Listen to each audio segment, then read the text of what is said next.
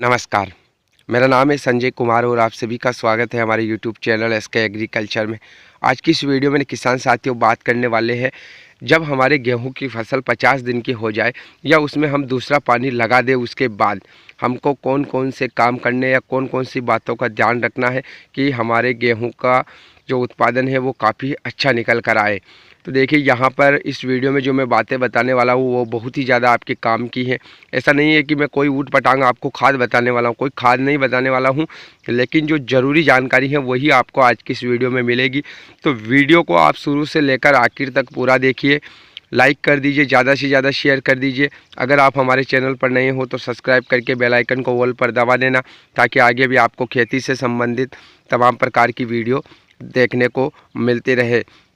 तो यहाँ पर किसान साथियों हम बात करते हैं दूसरा पानी से लेकर बालियों में दाना भराव होने तक।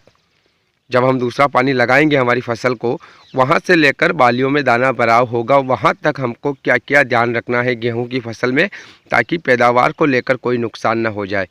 तो पहली बात, जैसा कि मैंने पहली जो वीडियो बनाई उसमें भी बताया है मैंने कि जब आप गेहूं की फसल में पहला पानी लगा रहे हैं उस टाइम पर सारा यूरिया नहीं डालना है, 2 टुकड़ों में यूरिया डालना है। तो जो बचा हुआ यूरिया होता है वो आप यहाँ पर दूसरे पानी में उपयोग कर लीजिए। दूसरे पानी में उपयोग करोगे, यहाँ से फिर से फसल को नाइट्रोजन मिलेगी, तो फसल की ग्रोथ अच्छी हो जाएगी और फसल में हल्का फुल्का अगर कहीं पीलापन है तो वो भी दूर हो जाएगा और आपकी फसल अच्छी तरीके से गबोट वाली अवस्था पर पहुंच जाएगी, यानी कि जो बालियां निकलने वाली अवस्था होती हैं वहां तक आराम से पहुंच जाएगी। ग्रोथ को लेकर कोई समस्या नहीं आएगी। अब बात करते हैं, जब हमारी फसल गबोट वाली अवस्था पर पहुंचती है, जब गेहूं की फसल में बालियां निकलने वाली अवस्था आती है, उस टाइम पर हमको कौन सी बातों का ध्यान रखना है।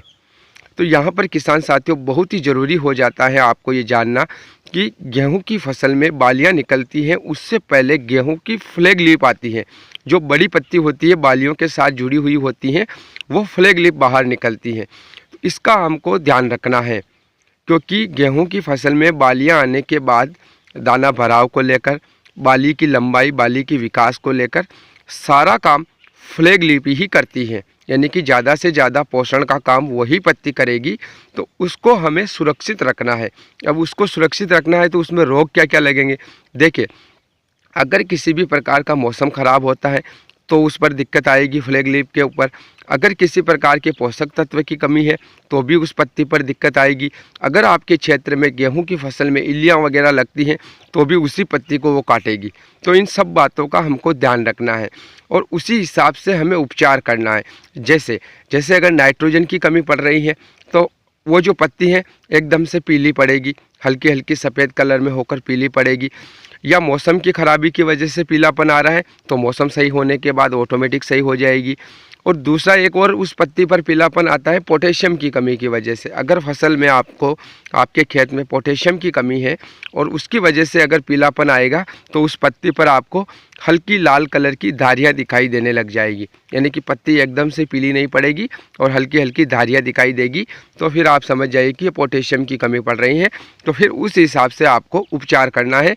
अगर ये समस्याएं आती हैं तब, अगर कोई समस्या नहीं आ रही है, फ्लैग लीफ भी सुरक्षित है, बालियां भी अच्छे से निकल रही हैं, फसल भी अच्छी तरीके से हरी भरी है, तो फिर आपको कोई खर्चा करने की ज़रूरत नहीं है। बाकी आपको ध्यान में रखना है कि अगर कोई समस्या आती है तो तुरंत उसका उपचार करना है। इल्ली वगैरह लगती है तो उसकी दवाई भी डालनी है। और भी कोई समस्या आ जाती है मैंने जो बताया उनके अलावा, तो उनका भी उपचार करना है। क्योंकि अगर फ्लैग लीफ सुरक्षित रहेगी तो वो अच्छे से अच्छे पोषण का काम करेगी, जिससे आपके गेहूं की जो बाली है उसकी भी लंबाई बढ़ेगी, उसकी साइज भी बढ़ेगी, उसमें जो दाना भराव होगा वो भी अच्छा वज़नदार होगा। पूरी बाली में एक समान दाने रहेंगे, तो कुल मिला के आपकी पैदावार यहाँ पर अच्छी निकल जाएगी। तो इन सब बातों का ध्यान रखते हुए हमको गेहूँ की खेती करनी है। उम्मीद है ये वीडियो आपको ज़रूर पसंद आई होगी। लाइक शेयर सब्सक्राइब जरूर करना। मिलेंगे अगली नई वीडियो में, तब तक के लिए धन्यवाद।